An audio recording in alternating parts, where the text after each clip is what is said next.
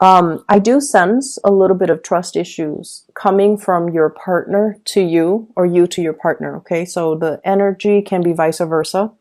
It flows both ways. But this is the way that you see your partner. We have here the Seven of Swords. The Seven of Swords can indicate some type of, it's like doing things behind the scenes, doing something a little bit sneaky, a little bit stealthy, not wanting people to know about it, not wanting to, people to, expose you or find out about it. And this is the way in which you see your partner. You might find them to be a little bit sneaky. You might find that they are possibly a little bit manipulative. I see some snooping. This is sort of like, breaking into a museum, trying to steal the artifact, trying to avoid all the lasers in the security camera. This woman is kind of stealthy. And I don't know why she's not walking around where the pavement is. She's like treading on water, trying to cross over something because she doesn't want to be detected. She doesn't want to be seen. And those things in the background, I feel like they're flowers, but they look like eyeballs. So somebody's snooping. Somebody is like stealthily looking at somebody's emails, social media messages, cell phone messages, text messages, phone calls, possibly checking your phone logs. So I feel like it's somebody that has access to you. So you might be in a relationship, you might live together, you might cohabit. And if this doesn't resonate with you, then your partner is not snooping. Okay. But either way, I feel like you are aware that there's something, some insecurities are being stirred up about your partner. The way that you feel about them, we have here the Four of Pentacles. This is a person who is very possessive, gets jealous quite easily. And the funny thing, so Four of Pentacles, it's like the miser, the person that's hanging on very, very tightly to their possession. You belong to me. You're not a person, you're an object, and you belong to me. So in its worst manifestation, it could be that you belong to me. You don't belong to anybody else. You belong to me. In a milder manifestation, it could be someone who's quite jealous, who's quite possessive of you. They don't want you to go out and, have male or female friends because it stirs up insecurities within them. They might also be clinging on to this relationship for financial reasons. So there are lots of manifestations of this card. What I was going to say is people express jealousy in different ways. So there are some people that, it's a really difficult feeling to, I guess, admit to and to express. It makes us feel so vulnerable, and it's like, as an air sign, I feel like if you're jealous, you would never express it. Because air signs have this thing about, not wanting to be vulnerable, wanting to be above, quote unquote, the human emotions. If you tell somebody, don't talk to that guy, it makes me jealous, then the person might flaunt it and say, oh, you care about me or you like me and that's why you're jealous. And yes, it's true. It's true. You like them. And that's why, if you don't like them, they can talk to whoever they want. It wouldn't spark jealousy within you. It's when you like somebody that, you want them to yourself, and you get jealous if they're being too cozy or too friendly or too flirtatious with somebody else. So you might be dealing with someone who thinks you're a flirt, who thinks you're flirtatious or too cozy with other people. And so what I'm getting at here, and I think I'm doing it very poorly, is the way that people express jealousy is very different. There are the manipulative kinds that, try to wear down your self-esteem. They say things to undermine you, to undermine your beauty, your achievements, your sense of self-worth, because they don't want you to leave them. And they will say and do these things that can be very, very detrimental to your self-esteem. And then the others might try to physically prevent you from, flirting, from going out with your friends, from having a social life because they are afraid someone's going to scoop you up. And then there are others too, where, they're a little bit more high-minded, hopefully, and they let you do your thing. But once they've had it, they will walk out. They won't say anything. They'll just walk out. And so you might be dealing with all three of those combinations, or you might be dealing with, somebody that exhibits some of those traits. But either way, there is some trust issue. There are trust issues, between you and another person. And I feel like, they're a little bit more on the self-contained jealous side, where they are possessive of their partner, but they also believe in the sacred and the sacredness and the sanctity of a relationship. A relationship is between two people, and that's how it should be. And they truly believe in that. And so if they see you flirting, if they see you out and about, socializing with a lot of people, they won't trust you. They won't want to get involved with you. Even though they like you, they might turn you down if you make an offer because they don't trust that you are monogamous. Okay? And then there are others as well that will try to undermine you, or, will act very aloof towards you, and they might say hurtful things to you, even if they like you, because they don't want to feel vulnerable. So you're dealing with like someone who is quite defensive. And I feel like if you're in constant conflict with another person, it doesn't even have to be over flirtation and jealousy. You're dealing with somebody that has trouble apologizing. When they're wrong, they don't apologize. And it can be very manipulative. It's like you're trying to get to the bottom of an argument. You already know you already know the truth. And then, they kind of throw it back at you. And they kind of make it seem like your fault. So for example, you check their phone, you're like, who's this lady that you're talking to? Rather than answering you, oh, this is my coworker, this is my friend, this is my side woman, they throw the argument back at you, and they're like, why are you going through my phone? Right? So for those who are dealing with that, it's a diversionary tactic to throw you off. And it's because they know they've been caught. They don't want to apologize, and they're not going to apologize. So you better check yourself out of that relationship, Libra, if you're dealing with that. So either way, I do see trust issues. I see manipulation as well. And I see somebody getting very defensive when they're confronted with some wrongdoing. Okay. And it's not healthy for you to stay in this. I feel like many of you have broken up with somebody that has done you wrong. You're trying to move forward. This is the energy that you exude here, the Judgment card. This is moving forward, new beginnings. Whatever new relationship you've been praying for, I feel like it's on the verge of happening for you. But you have to release exes. You have to release past resentments.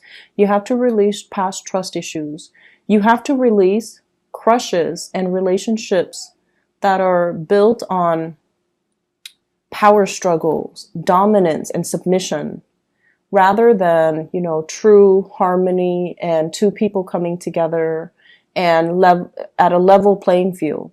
So aiming for relationships that are not about, conflict and submission and dominance and power trips and control issues. Moving forward to something healthier, something better for you, something more in alignment with your Libran, balancing the scale energy. Okay. And I feel like that's where you're headed right now. But there are still issues from the past that you need to overcome. The way that your love interest or the other person sees you, or the way that people around you sees you, we have here the Five of Wands. This indicates an internal conflict. And I just have to say this, Libras, you're very, very calm and just very balanced on the surface. But I feel like for some of you, it masks something underneath. There are times where you want to, give somebody a piece of your mind. but you don't because you're diplomatic. And there are times where you want to, kind of uh, be, it's like you're in a room in a board meeting and there's that elephant in the room nobody wants to address. You want to just, stand up on the podium and just address the elephant in the room, but you don't do it because of that sense of propriety. You don't get off on putting people in awkward situation. You're not confrontational. You're not like you're just not a jerk. You don't want to put people in bad situations. You don't want to inconvenience people. You don't want to upset, like rock the boat. And I feel like for those who are dealing with this, years and years of emotional repression can also have its detrimental impact on you, where you're kind of living this provisionary life, doing what people expect of you, and yet not being able to really voice your opinion and to do things the way that you want. And some people, it's a smart strategy to get ahead in life, like professionally, right? To be like the nice guy and to have everybody kind of look up at you and admire you. But at the same time, if you're never able to voice your opinion, if you feel like you have to censor yourself around, in everything that you do, it can take its toll on you. And then you can, lash out at inopportune moments, lash out at the wrong people, or just, your aggression, it has to go somewhere, right? Energy has to go somewhere. So the frustration and the aggression might be internalized, or it might like find an outlet in the wrong way. So that's just something I want Libras to be a little bit careful of, because that's what's showing up here. Inner conflict. Wanting to do certain things, but facing certain restrictions. Like social propriety, social expectations. Not wanting to, rock the boat. Wanting to be the nice guy. And so we are just deliberately inoffensive. And the way that people outside look at you, you're able to handle a lot of things. You don't buckle under pressure. People can get a rise out of you, but you're kind of like the calm lake. Okay, you don't give out under pressure. You internalize everything, and I feel like it might not be completely healthy. It's very admirable, I feel, but it's not completely healthy. So find healthy ways to be assertive. We don't have to be a jerk to be assertive, but we have to stand up for ourselves. We have to learn to be assertive, and we have to learn to draw boundaries with other people, okay? I feel like you're on the path to drawing boundaries. You're on the path where you are overcoming this internal conflict within yourself. You might also be dealing with somebody who really pushes your buttons, who is defensive, who is avoidant, like they won't admit when they're wrong, and you have the same fights over and over and over and over again. But this card can also indicate a lot of passion that we have towards another person. And you're trying to get a new beginning with this new person. You might be dealing with a fire sign here. Sagittarius, Aries, or Leo. I also have earth sign, Taurus, Virgo, Capricorn. I also have air signs, Aquarius, Gemini, and Libra. So I feel like there is a situation that you've been praying for, but you're kind of like one day praying for it, the next day backing off. So you're being very wishy-washy about your intentions. You want to build something solid with another person, but you have to let go of ghosts from the past relationships. You like a person.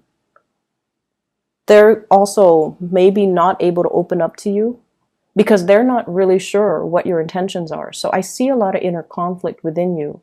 You're praying for a new start. And we have the new start here, the Ace of Pentacles. This is a beautiful card that indicates a relationship can be built on this. It's very slow. You're hoping to speed up the timeline. You're hoping for something to break through, to culminate that, the little leaf poking out of the ground. Wanting a new start, wanting something to just start already. And the other person might be very, very hesitant to making this new start, okay? Earth signs in general, if you're dealing with one, they're very slow, and they also need assurance. If they see you as someone who's flirtatious, they're not going to go for it. And if you're dealing with someone who's, manipulative or whatnot, you don't get yourself in that situation. Okay. Um, in other areas of your life, I feel, well, actually, let me just finish this off. There is communication here, but we need to communicate in a way where it's more conducive to meaningful communication rather than just, mindless banter back and forth, like being the social butterfly and just chit chat that don't really have any substance. We need to communicate in a meaningful way. We need to tell the other person what our intentions are. Never mind the, rejection. Never mind, like, just put it on the line. I feel like they're waiting. They like you, but I feel like they're waiting for some type of a gesture from you, something concrete. Okay, so hence the Ace of Pentacles. This is like concrete actions in the real world that we can see, rather than just praying and hoping. We need to get our hands dirty, and we need to just make this move. Okay, so if you like somebody, that's what needs to happen, because otherwise I don't see things moving in the direction that you're hoping for. In other areas of your life, what I do feel here is this balance that's happening for you. I have here the King of Cups and the King of Wands. Okay, knowing when to sit back, knowing when to step up. It's a long process. It's a long process for every sign to learn. Knowing when to not jump the gun, knowing when to hold back, knowing when to go for it, knowing when to kind of relax and trust that the universe will take over. So this is the balance of the drive, the ambition, and the emotions. So balancing the passion, balancing the emotions. And I feel like you've got it. You've got a good balance here. I feel for many of you, there are lots of communication coming from other people to you. And I keep seeing an ex, okay, somebody from your past, possibly a water sign, Pisces, Cancer, Scorpio. There's communication, and I feel like you're very, very busy. Somebody from the past. Doesn't even have to be a relationship partner, somebody that you've known, went to school with, worked with, known casually, whatever the situation might be. They're trying to give you some type of communication. They're trying to solicit you for some type of travel. Traveling to see you, traveling together, traveling overseas. I see air travel. And I say that because of this Eight of Wands here. And I feel like they're trying to make a connection. What I'm also feeling as well is for many of you, there is this really, if you have children in particular, you've been doing a really good job raising them. You're making sure that they're fed. You're making sure that they're enrolled in extracurricular activities. You're making sure that you take them to soccer practice, that you not only drive them home, but drive some of their friends home sometimes. You're doing, like, you're going above and beyond to make sure your little ones are going to succeed in the world. And there's a lot of personal joy and satisfaction. It's almost like coming to the realization of, wow, I did not know I could love this deeply. I did not know that parenthood could bring me this much joy. King of Wands, which is a paternal figure. And then we have the Ten of Cups, which is family, completion, happiness. And it's just, emotional exuberance, especially for those who are married or who have children. You're protective of them, you're raising them well, you're teaching them things. They're achieving a lot in life because of your care and attention. So I feel overall, when it comes to children, this is going to be a really, really beautiful week. A lot of people do take their children trick-or-treating. So I feel like that is also an energy here where the fun and the excitement, everything is sparked off in a really nice way.